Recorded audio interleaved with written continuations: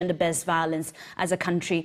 Now, moving on, all eyes are on President Uhuru Kenyatta after Chief Justice David Maraga wrote to President Uhuru Kenyatta advising him to dissolve Parliament in accordance with Article 261 of the Constitution for failure to enact the two-thirds gender rule. In his 10-page memorandum to the head of state, Maraga says he has received a total of 6 petitions on the matter, and it is time to endure the pain in order to remind the country that choices, particularly on constitutional obligations, do have consequences. Our reporter Ibrahim Karanja is following up on this story and now joins us from Nyeri. Ibrahim, what are people from Nyeri saying about this? Well, good morning, Ashley. Indeed, choices have consequences, like you have said. And the choices that Kenyans made in 2010 to have a two-third, or to actually say that not more than two-thirds of any gender shall be in elective or appointive bodies in the public service, is finally having its consequence. Because by 2015, Parliament was unable to implement this particular, to actually make legislations to enact that particular principle.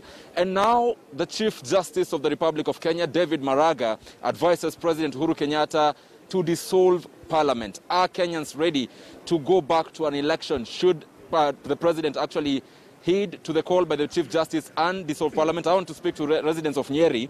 Very briefly, utaniambia jina lako alafu niambie upo tayari kurejea katika uchaguzi. Utamshauri Rais Uhuru Kenyatta avunje bunge kama alivyoshauriwa na Jaji Mkuu David Maraga. Ukiangalia kamera. Mimi naitwa ambao ni mfanyikazi Nyeri.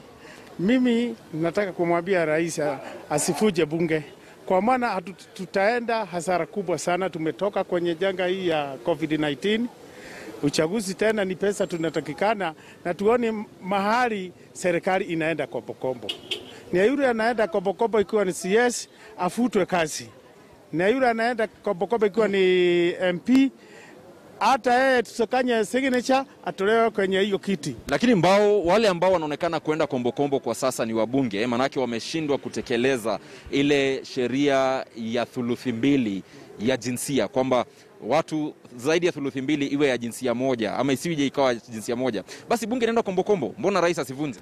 Asivunje, tutaenda hasara kwa maana sheria iko, tusakanye signature tuondoe yule mbunge hafanyi kazi. Asante. Naomba nizungumze nawe, vaa barakoa. Asante. Vizuri, funika pua. Asante sana. Nieleze jina lako alafu niambie rais avunje bunge turejee katika uchaguzi.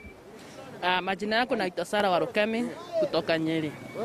Mimi ningeomba rais avunje bunge kwa sababu tupate ajenda ya wamama. Juu sasa kama vile Maraga aliandikia rais message ama barua, ni kuonekana hiyo mkakati ya wamama ya ajenda haijafika.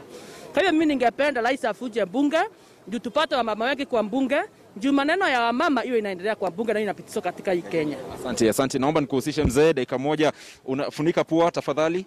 Alafu nieleze Rais Uhuru Kenyatta afuate ile mwelekeo wa Jaji Mkuu David Maraga, avunje bunge urejee katika uchaguzi. Asifunje bunge, sababu akifunja bunge tutakuwa na shida mingi katika Kenya. Sababu tuko hali ya corona na watoto wanataka kurudi shule, sasa itakuwa matatizo mingi sana. Kwa hivyo ningeomba watu waendelee na bunge mpaka siku yao ifike, ndio sasa ile ajenda nitakuwa naye watayarishe kitambo hajafanya uchaguzi, waje kwa wananchi waambie tunataka mambo fulani ndio itekelezwe. Lakini kufunga bunge ni kuonesha wananchi watakuwa na shinda mpaka mwisho, sababu bado tuko na shida mingi katika Kenya. Kwa hivyo wacha waendelee miaka ifike, ifunjwe.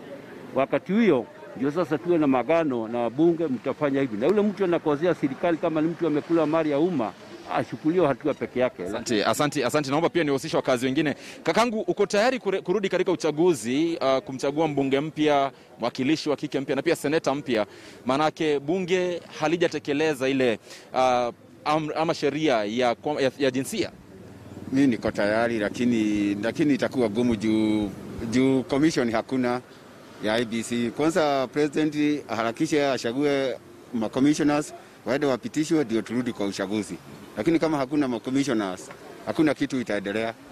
kuna watu wataenda kotini wapigane na hiyo mambo ya kurudi. Kwa hiyo unasema kwamba kuvunja bunge itahitaji turudi katika uchaguzi na hatuna uwezo wa kurejea katika uchaguzi, manake hatuna makamishna wa IEBC. Hatuna makamishna. Sasa president harakisha kwanza achague commissioner. Ndio hata 2022 tukienda kwa uchaguzi mkuu tuwe na makomishona. Lakini sasa hakuna. Asante Madhenge.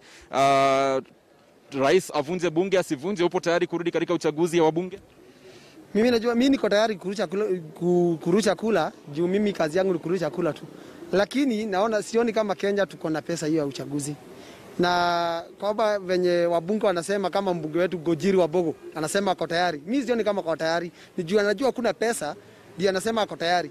Yeye mwenyewe kama ikivujwa hata. Asante. Naomba tuzungumze kaka. Nieleze kuhusu wewe iwapo unakubaliana na hatua kwamba rais avunje bunge ambavyo alivyoshauriwa na Jaji Mkuu David Maraga. Swali hili nataka kujiuliza kama vyenye Jaji Maraga ana advise the president. Kuna kitu inanishida na shida kama hata wale watashaguliwa waenda kwa bunge watatimiza. Pia hii 2/3 ya jeda. Wagalia vizuri sisi wote tumetoshana kulingana na vile sheria ya Kenya inasema. Tunatoshana, kwa hivyo wanasoma, sisi tunasoma. Mtu aenda akatafute kula, akipewa kula na kama wale walipatiwa waende bunge. Lakini kakangu huu ni uamuzi ambao mlifanya mwaka 2010, mkasema kwamba mkasema ndio kwa katiba ambayo ilisema kwamba tunahitaji hii 2/3. Manake kama mnaipinga saa hizi inamaanisha kwamba mngepinga katiba wakati huu. Hebu tuseme ya kwamba wakati tuliigiza hii katiba ni mambo mingi haikujulikana na rais wetu wa Kibaki akasema 20% ni mzuri na ile ingine 20% tutaangalia hiyo 20%. The 80% inaonekana ni mzuri lakini 20% inaonekana ni baya. Kuna mambo mengine inakuja vile tuna experience the katiba tunaona kuna mambo inafaa. Sasa ndio watu wamefikiria na wakaona, ndio maana hata wabunge wamefikiria kuna kitu wameona. Haya, wa mwisho kabisa kaka, wa mwisho kabisa, nieleze, anza na jina lako alafu niambie, rais avunje bunge la taifa turejee katika uchaguzi kwa kushindwa kutekeleza sheria ya jinsia? Nafikiri Maraga alimuadvise vizuri. Sababu wabunge ndio policy makers. Na hiyo mjadala wangeangalia wakati tulikuwa tunafanya referendum. Na sasa kama hawakuangalia siku hiyo vizuri, ni vizuri ifujwe, tuende kwa uchaguzi tena, tuchague wale wataangalia ile mambo ya sheria vizuri. Sababu Maraga ndio mlindaji wa sheria. Na rais mwenyewe hajasomea sheria. So the Chief Justice is there to advise the president about the law. Thank you so much. In the interest of time, Ashley, allow me to stop it at that. But remember, 3 weeks ago when we were marking Constitution at 10, I spoke to LSK Chair Nelson Harvey, who said that the question of whether we need to have the gender principle, the 2/3 gender principle or not, is a question that actually ceased to be there in August 2010 when the Constitution was promulgated. By that time the Constitution was promulgated, it doesn't matter how we get to the end, but it means the end has to be implemented, and this is the 2/3 gender principle, because this is enshrined in the Constitution of Kenya. So let's see if President Uhuru Kenyatta will indeed heed to that advice by Chief Justice David Maraga and dissolve Parliament, after which Kenyans will be subjected to a parliamentary election. This means both of senators, women representatives, and also the members of the National Assembly representing the 290 constituencies in the country. Ashley. All right, thank you very much, Ibrahim Karanjan, of course, for the views of people in Nyeri, many against the move to dissolve Parliament. This is after Chief Justice David Maraga wrote to President Uhuru Kenyatta advising him to dissolve Parliament in accordance with Article 261 of the Constitution for failure to enact the elusive 2/3 gender rule. Now, away from that, a village in Malava in the county of Kakamega is in utter shock after a man went berserk and killed his grandmother.